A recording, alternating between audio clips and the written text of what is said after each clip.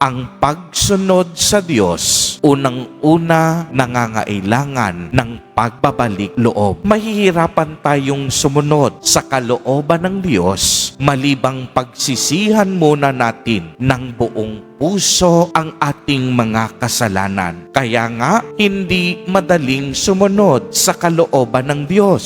Mahirap gawin ito, pero gaano man kahirap, ito ay posible at makakayanan natin sapagkat ang Espiritu Santo ay laging naririyan upang tayo ay tanglawan at patnubayan. Tulad ni Levi o ni San Mateo, patuloy tayong inaanyayahan at binibigyan ng pagkakataon upang sumunod, magbago ng buhay at maglingkod sa Diyos. Nawa, hindi masayang ang mga pagkakataong ibinibigay sa atin ng Diyos upang sundin ang kaniyang kalooban. Sumunod po tayo kay Jesus Nazareno. At tiyak yon mga kapatid, hindi tayo mabibigo. Tayo ay kaniyang tutulungan, sasamahan at higit sa lahat, tayo ay kaniyang pagpapalain at babasbasan. Amen. Purihin at dakilain natin ang ating Panginoon, ang mahal na poong Jesus Nazareno.